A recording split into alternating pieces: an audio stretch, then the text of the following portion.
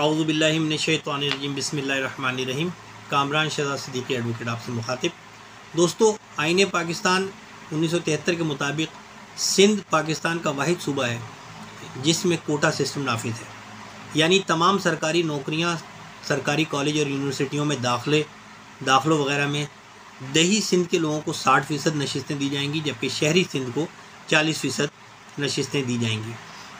अच्छा, इस quota system को नाफिज करने की वजह ये बताई गई थी 1973 के आइन में शुरू में कि चूँकि देही इलाकों के जो लोग हैं वो तालीमी लिहाज से शहरी इलाकों के लोगों की बराबरी नहीं कर पा रहे, लिहाजा तमाम सरकारी ओहदों पर और दाखिलों की जो लिस्टें होती हैं उनमें जो अर्बन इलाके के शहरी हैं, जो शहरी सिंधी हैं, उनका मुकाबला दही सिंध के लोग नहीं कर पाते। लिहाजा 60% लाजमी कोटा जो है दही सिंध को दिया जाए ताकि दही सिंध के लोग भी आगे निकल सकें। अब आज 2025 है, इस आइन को नाफिज हुए 50 साल से ज़्यादा गुजर चुके हैं और इन 50 सालों में आज हालत ये है कि 90% से ज़्यादा तमाम सरकारी इदारों में, चाहे वो पुलिस हो, चाहे ट्रैफिक पुलिस हो, चाहे वो अदलिया हो, चाहे कस्टम हो, चाहे कोई वो इंतज़ामी इदारा हो, सेक्रेटरीट हो, या कोई और सरकारी इदारा, अस्पताल हों, तालीमी इदारे हों, स्कूल कॉलेज यूनिवर्सिटियाँ, उन तमाम जगहों पर 90% से ज़्यादा जो अपॉइंटमेंट्स हैं वो सिंध के देही इलाकों के लोगों की हो गई हैं और सिंध के शहरी इलाके के जो लोग हैं वो मुश्किल 10% शायद पाए जाते हों, वैसे इससे भी कम हैं। और इससे शहरी सिंध के इलाकों में जो मायूसी फैली है, जो अफरा तफरी और इंतशार फैला है, जो एतमाद की कमी वाक़ई हुई है, उससे हालात माशी तौर पर इन इलाकों के लोगों के ख़राब हो जाएंगे।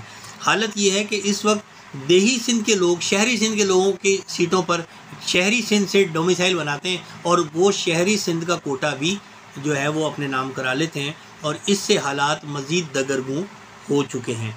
हम इन तमाम सूरत हाल के बाद, चूँकि तमाम सरकारी नौकरियों के दरवाज़े, तालीमी इदारों में दाखिले सब शहरी सिंध के लोगों के लिए बंद हो चुके हैं, लेकिन हमसे कहा यह जाता है कि आप ख़ुद को सिंधी कहलाएं। हम अपने आप को सिंधी कहलाने को तैयार हैं और हम सिंध में रहते हैं, हम सिंधी हैं। फ़र्क सिर्फ इतना है कि हम उर्दू बोलने वाले सिंधी हैं। लेकिन क्या पाकिस्तान पीपल्स पार्टी हमें सिंधी समझती है और क्या हमारे साथ वो सलूक सिंध के लोगों जैसा कर रही है? ये सवाल मैं सदर पाकिस्तान जनाब आसिफ अली जरदारी साहब से पूछता हूँ और चेयरमैन पाकिस्तान पीपल्स पार्टी जनाब बिलावल भुट्टो जरदारी से पूछता हूँ। वो हमें बताएं कि क्या हम सिंधी हैं कि नहीं हैं। अगर हम सिंधी नहीं हैं तो फिर हम अपने आप को सिंधी क्यों कहलवाएं, और अगर हम सिंधी हैं तो फिर हमें उस तमाम चीज़ों को हमें वो दिया जाए जो हमारा हक़ है, जो हमारी सीटें हैं, जो हमारी नौकरियां हैं, जो तालीमी इदारों में हमारे दाखिले होने चाहिए, वो सब हमें दिया जाए। हम दिल और जान से ख़ुद को उर्दू बोलने वाले सिंधी कहलाने पे फ़ख्र महसूस करेंगे। मेरा सवाल है सदर पाकिस्तान से और मेरा सवाल है जनाब बिलावल भुट्टो जरदारी साहब, चेयरमैन पाकिस्तान पीपल्स पार्टी, नौजवान क़यादत। और सुना ये जाता है कि बिलावल साहब जो हैं वो ये चाहते हैं कि सिंध के शहरी लोगों को उनका हक़ दिया जाए। तो अगर आप ये चाहते हैं तो बराह करम मेरे इस सवाल का जवाब दें और इस मसले को हल करने में अपना कलीदी किरदार अदा करें, वरना शहरी सिंध के लोग मायूस हो जाएंगे और फिर एक दिन ऐसा आएगा कि निज़ाम अफरा तफरी का शिकार हो जाएगा। मुझे उम्मीद है कि आपको ये बात मेरी समझ आएगी और लोग इस बात की तायीद करेंगे। कोई शख्स अगर अपना हक़ मांग रहा है तो इसका ये मतलब नहीं कि वो बगावत कर रहा है, इसका ये मतलब भी नहीं है कि वो इंतशार पैदा कर रहा है। वो आइन के तहत अपना हक़ मांग रहा है और ये हक़ मांगना ऐन इबादत है।